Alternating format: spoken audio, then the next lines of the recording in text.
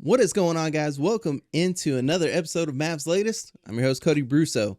Today's episode, as always, brought to you by Underdog Fantasy. Smash that QR code and get in on the action. For me, it was a big win. The Lakers, where they lost yesterday, they were able to put the clamps down on the claw. He was under the points limit, so if you watched last game, you know what I'm talking about. And big win for me. Over $100 hitting those multipliers. So get in. Let's win some money together. On today's show, we're bringing the Fanfare Friday to y'all. Sorry that I didn't do it on Friday. So Fanfare Saturday it is. Mavs versus Lakers talk as well. So we'll just jump right in. We bring in Luka Doncic and the Lakers, who again lost to the Clippers. And the Lakers, they have a 55% win percentage chance, is what ESPN Analytics gives us.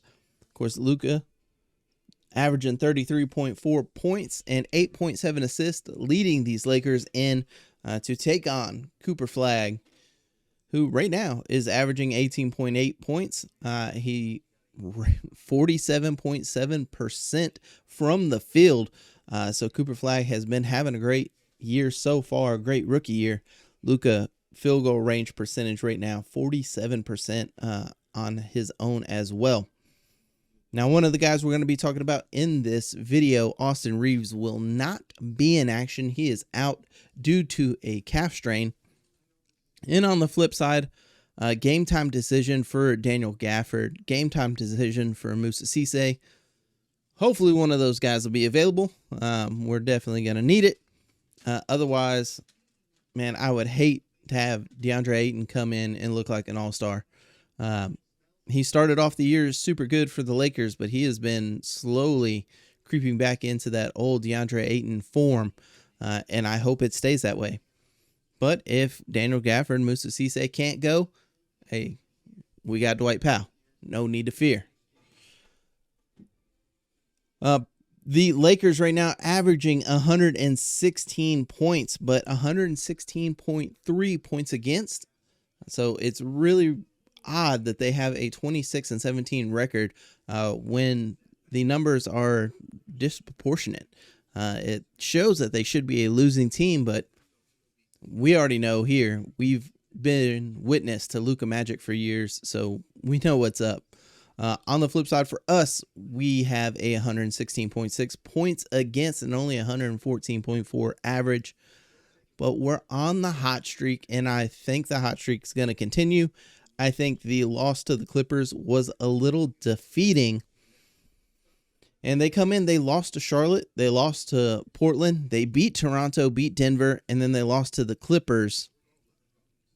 And it really seems like, man, I do wish Austin Reeves was playing, because I feel like when you have that triangle, that trifecta of Luka, LeBron, and Austin, man, it ends up, it's like LeBron sometimes mentally checks out, or Luka thinks he can take a couple plays off and rest, and he's got guys that can, take over, and they miscommunicate a little bit more. So the fact that now Austin is out, as weird as this sounds, I almost think that's a detriment to us. But I still think, again, we stand a great chance to pick up this win. And we're riding in on this 4-game win streak. Let's just go ahead and make it 5. But that's going to do it for at least my take on the Lakers. We're going to be moving on here, guys. And the first part of Fanfare Friday, so I guess that I'm a bandwagon fan because JMS Jolly says, when I was talking about Max Christie and his big 3-point game, he said, incoming bandwagon. Remember, Max is a product of the Luka trade. If you hate AD, you hate Christie as well. Don't flip-flop now. Stand on that shit y'all been talking. Okay, so I'm going to stand on the shit I've been talking. It's never been about AD as a person. I love Luka. Luka was the face of the franchise. I think it was a dumb trade to trade Luka Doncic in the prime of his career for Anthony Davis, who's been Mr. Glass, injury prone, and we already knew he was injury prone, and he's in his 30s. that was a stupid trade. I'm going to stand on that shit I've been talking. And it's nothing personal against AD. It's just his availability. He is a great scorer. He's a great player when he's out on the court, but he struggles to stay out on that court. On the flip side, I think Max Christie could be a cornerstone to this Mavericks team. He is somebody that can develop and grow this chemistry with Cooper Flagg, and he's going to be the, I guess you could say, Klay Thompson of this team, the splash brother of this team. And he's got Klay guiding him, helping him along the way with that. Yes, I'm going to stand on the shit that I've been talking, because guess what, guy? All the videos since the first game of the season, when I've been covering this team, that's been my take, bro. I'm non-tank. I think Christie is going to be good. I wish we would trade AD because of availability, not because of skill set, because of his bloated contract when he sits in street clothes. So yes, I'm going to stand on the shit I've been talking, and that's what I've been talking. I'm sorry that you clicked on this one video where I was gaslighting Max and you decided to rip a dumb hot take. So please stand on the shit that you probably don't really watch the Mavs, and you definitely are not a fan of this channel. Peace out to you. Going on, of course, we were talking about Max in another video, and would us getting Austin Reeves potentially diminish Max Christie's development? And a lot of guys were saying, yeah, we got to be careful. Holston, he said, we got to be careful. We got to think about defense. He can shoot, but he's a little slow as hell on defense. And if we're going to do that, we should have kept Luka. And the stats actually don't lie. You want a negative differential in your contesting, and Austin Reeves has a positive 3.5, meaning that when he's out there, the Lakers give up more points. They have a bad defensive rating, and it upticks 3.5%, which you actually want it to downtick. Now, that's not saying that, he can't potentially, maybe get better. Maybe we can put him in a zone and he can play a zone a little bit or something like that. We can cover the same way we used to cover for Luka, in my opinion, because I think Austin Reeves is a little bit more engaged defensively than Luka used to be. I always said, and I'm sure many of you said, though, when Luka's still giving you 40, 35 to 40 a night, he's driving the lane, he's getting beat up in the lane, he's hitting these step back threes, he's facilitating your offense, and he's playing so much basketball. And then in the off season, he's going playing FIBA and all this kind of stuff. Like, do I care that he was taking off defense? Not really. The man's got to rest, recharge his battery somehow, especially when he's playing, 35 to 38 minutes a night like Luka was doing. I mean, we rode him to death. So I wasn't mad that he was taking defense off. Continuing with the AR facilitation, Brent says, my man Cody, I don't see AR as a problem for the development of Max Christie. The question is, where would they play as starters? And Eli comes in and potentially gives an answer for this. He says, I say if we can get AR, then we should definitely get him. Don't think that it'll take away from other people's development. We can put him at small forward and put Coop at the 4. Now, I can understand your thinking for that. I would almost say I would want either Max or AR to come off the bench, because Cooper, where, yes, he could potentially play power forward, I want him still playing the small forward. And, yeah, Jason Kidd likes to do this whole, it's positionless basketball kind of thing. And so I could understand just saying that, hey, he's slotted as the power forward, but it's positionless basketball. Cooper's going to do whatever. But there's certain times when you have to run certain sets that you have to play a certain position. And I just think Coop, man, he flourishes at small forward defensively, and then his ability to cut to the basket and everything like that. So I don't think Coop would flourish quite as hard or quite as high at power forward compared to small forward. I mean, I've been wrong with stuff before. I mean, maybe he sits there and shines.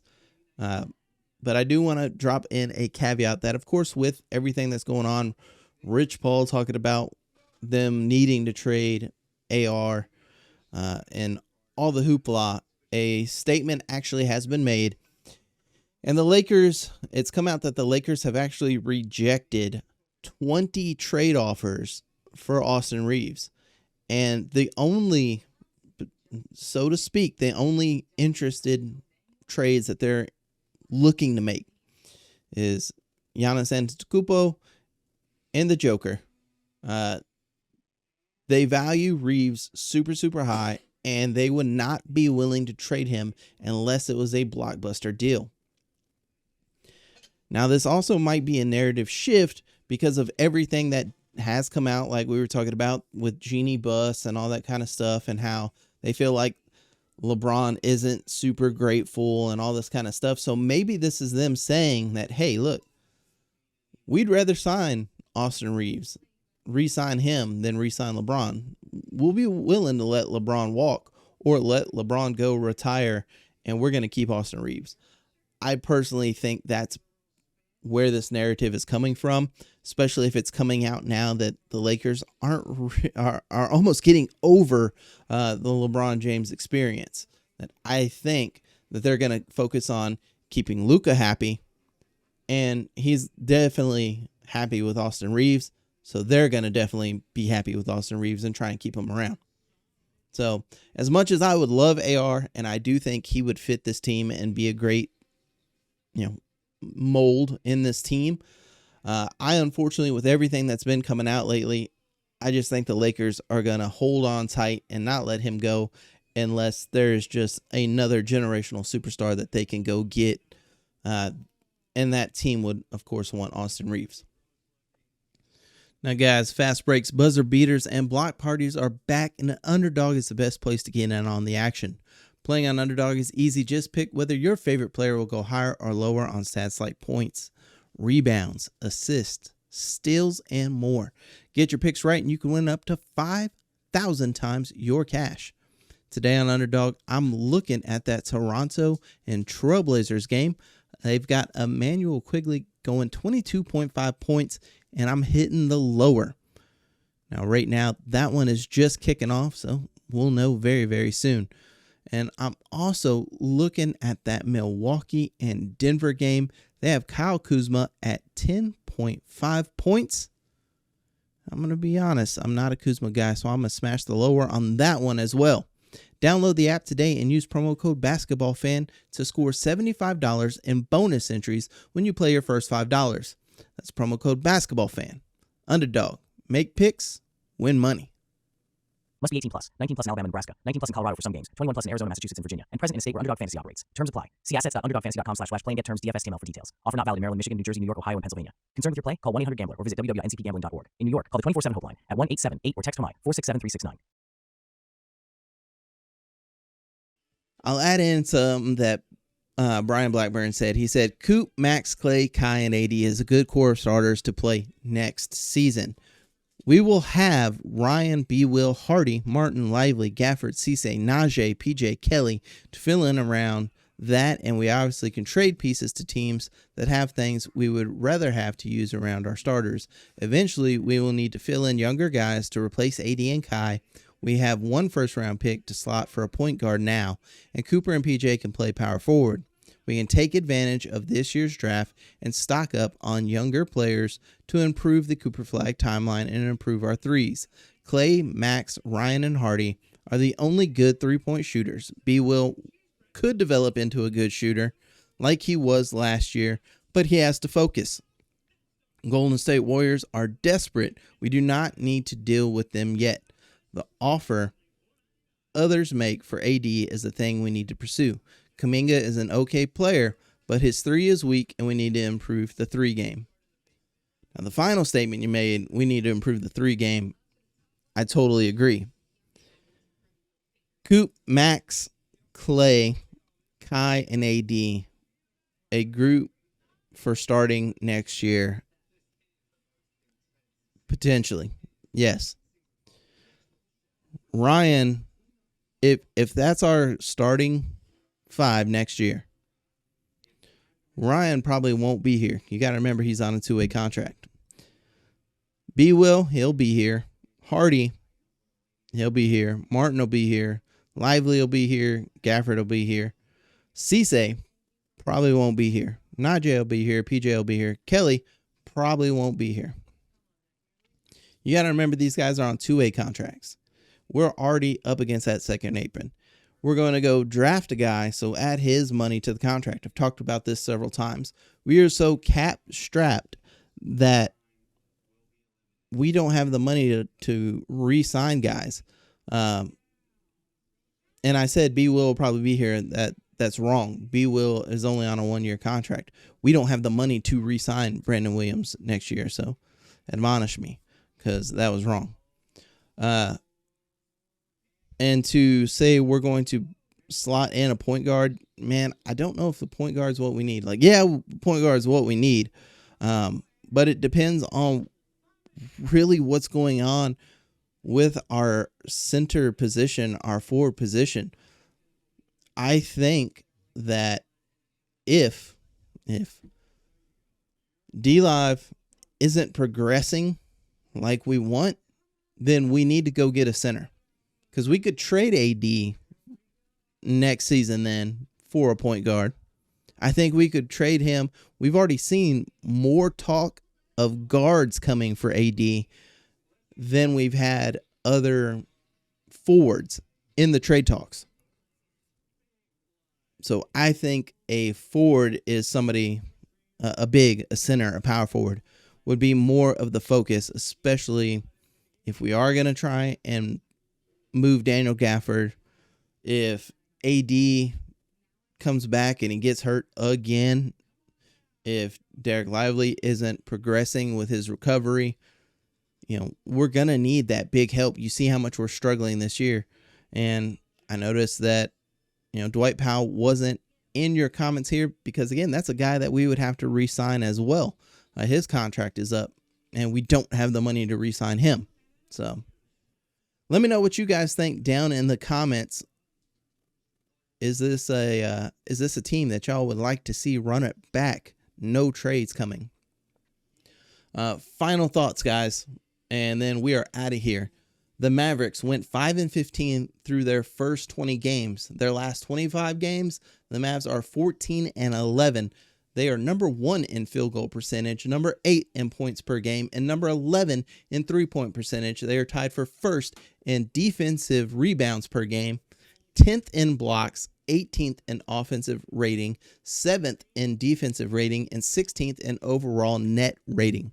So while AD has been out, this team has still flourished. And I know, hey, all the talk is, oh, look at their record with or without AD. They still play hard. We're seeing what's going on now. The gelling is here. The experimenting is over. We're running this team legitimately like you should run a team. So, and I will say there's been many times when I've heard that no trades are coming, and we've talked about their need for a actual GM. Well, if you're on that side that doesn't think anything's going to happen until a GM gets hired, I got news for you coming in. Mavericks won't make a GM hire until the spring at the earliest. They want to potentially have access to candidates currently running NBA teams because the Mavericks, they don't want to go forward again without someone who has experience. That news, of course, dropping today. Christian Clark of The Athletic was the one to report on this. So that's going to do it for this episode, guys. I'll see y'all after the game where we're going to be talking about Luka and Lakers versus us and the Mavs. If this was your first time, your next time, make sure it wasn't the last time. Hit that subscribe button down below and give me a thumbs up. I'll see you in the next one. Peace.